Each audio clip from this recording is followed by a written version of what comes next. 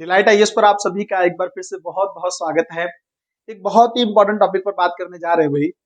देखिए, कई बार ना जीवन में हमारे पास विकल्पों की कमी नहीं होती है ना? बहुत सारे विकल्प हमारे पास अवेलेबल होते हैं, बहुत सारे ऑप्शंस होते हैं। उनमें से बेहतर विकल्प का चुनाव कैसे करें, इस चीज को समझेंगे और साथ में इस चीज को भी ध्यान से समझेंगे कि कभी भी किसी भी विकल्प का चयन करते समय या जीवन में कोई भी निर्णय लेते समय ना एक पक्ष को नहीं देखना चाहिए। क्योंकि हमेशा एक चीज याद रखिएगा, सिक्के के दो पहलू होते हैं। जब तक आप दूसरा पक्ष ना जान लें तब तक कभी फाइनल डिसीजन या अंतिम निर्णय ना लें। सबसे पहले तो इस चीज को लेकर समझिए भाई, विकल्पों की कमी नहीं होती कई बार जीवन में, है ना? कई बार बहुत होता है कि हाँ ये भी कर सकते हैं, यह भी कर सकते हैं। जैसे आप करियर को लेकर ही देख लीजिए, कई बार जीवन में लगता है कि हाँ हम ये भी कर सकते हैं, इस चीज में भी जा सकते हैं, इस चीज को भी देख सकते हैं, इसको लेकर भी अपने करियर को आगे बढ़ा सकते हैं, है ना? आर्ट के क्षेत्र में जा सकते हैं, कुछ भी। बहुत सारे विकल्प कई बार हमारे माइंड में चलते रहते हैं कि जीवन में करियर को लेकर ये सारे विकल्प हमारे पास अवेलेबल हैं। अब उन विकल्पों को लेकर बेहतर चयन कैसे करना है, ठीक है? बेहतर चयन कैसे करना है, किस तरह से समझना चाहिए उसको लेकर। सबसे पहले तो एक चीज देखो भाई, सबसे पहले वो कहते हैं ना अपने दिल की सुनो। दिल की कैसे सुनने का मतलब क्या है? दिल बोलता थोड़ी ना है। दिल की सुनने का मतलब ये है कि आप ये देखो, ऐसा कौन सा काम है, ऐसा कौन सा काम है जिसको करने से आपके दिल को खुशी मिलती है।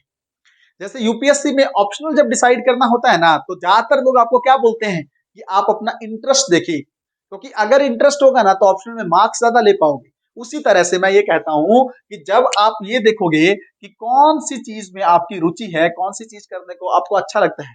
बहुत सारे लोग होते हैं आईएएस बनना चाहते हैं, क्योंकि उनको लगता है कि स्टेटस पावर ये सब चीजें तो चाहिए चाहिए, बट उनको लगता है कि मैं एक बहुत बड़ा ऑफिसर होना चाहिए, है ना? तो उस चीज का माइंड में रहकर रहता है कि मेरे नीचे लोग काम करें, मैं बहुत अच्छे से डील करूं चीजों को लेकर। तो उस तरह के इंटरेस्ट के लोगों में होता है, तो आईएएस की तैयारी करते हैं। तो उसी चीज को आप इस तरीके से समझिए कि अगर बहुत सारे विकल्प आपके पास अवेलेबल हैं, उन विकल्पों को लेकर आपको चयन करना है, तो सबसे पहले ये देखिए कि आपके दिल को किस चीज को करने से ज्यादा खुशी मिलती है।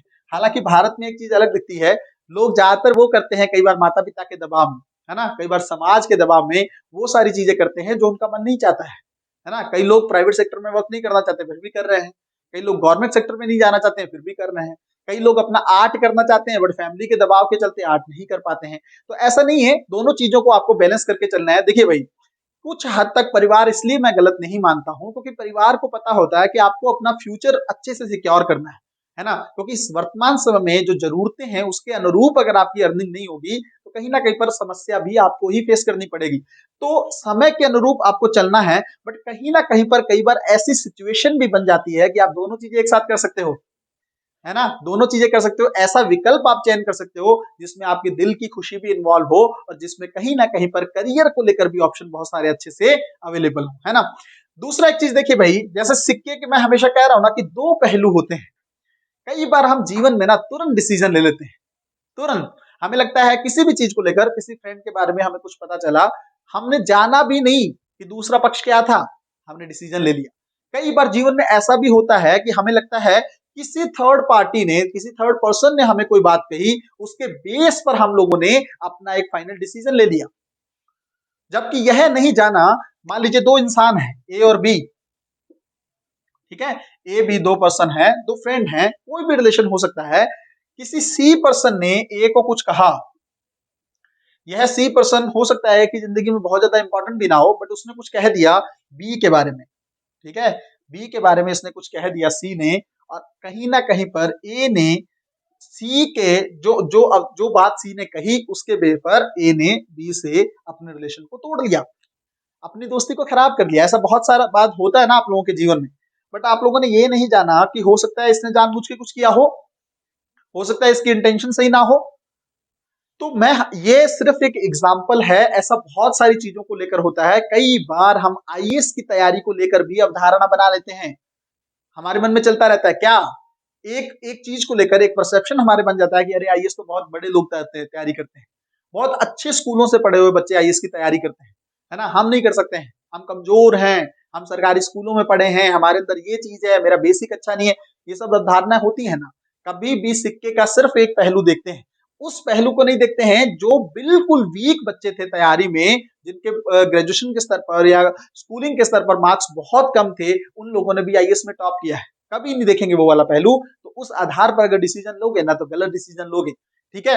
दूसरा, आप देखिए, जीवन में भी कभी भी आपको लगे ऐसी चीज बनी है, कई बार क्या होता है, सिर्फ एक पक्ष को देखकर डिसीजन ले लेते हो आप, और वो डिसीजन आपको long term on the spot हो सकता है आपको फील ना हो, बट जीवन के आगे आप सोचिए। इसी एग्जांपल को लीजिए, ए ने डिसीजन ले लिया कि बी के साथ मुझे रिलेशन नहीं रखना है, तोड़ दो दोस्ती, अगर दोस्ती भी है, क्योंकि सी ने बताया कि बी मेरे बारे में सही नहीं सोचता है, तोड़ दिया। आज से 10 साल बाद ए को यह पता चलता है कि बी सही था, सी ने जानबूझ के किया था जो भी किया था। तो क्या अब ए के पास बचेगा क्या? सिर्फ पछतावा बचेगा, पछता सकता है। और दूसरा, क्या ये 10 साल वो वापस ला सकता है क्या? उन 10 सालों को बहुत बेहतरीन तरीके से जी सकते थे दोनों लोग, बट कहीं क्या हुआ, है ना, वो अपनी दोस्ती को खराब कर लिया, अपनी चीजों को खराब कर लिया, सिर्फ इसके कहने पर। इस एग्जाम्पल को ना आप कई स्तर पर लागू करने की कोशिश करिएगा। इससे सीख आपको याद में ये रखनी है कि जीवन में कभी भी कुछ भी निर्णय लेना हो, है ना, एक तो कभी भी सही विकल्प को चयन करना हो तो सभी पक्ष जानकर, पहला पक्ष भी दूसरा पक्ष भी, दोनों पहलू जानकर डिसीजन लो।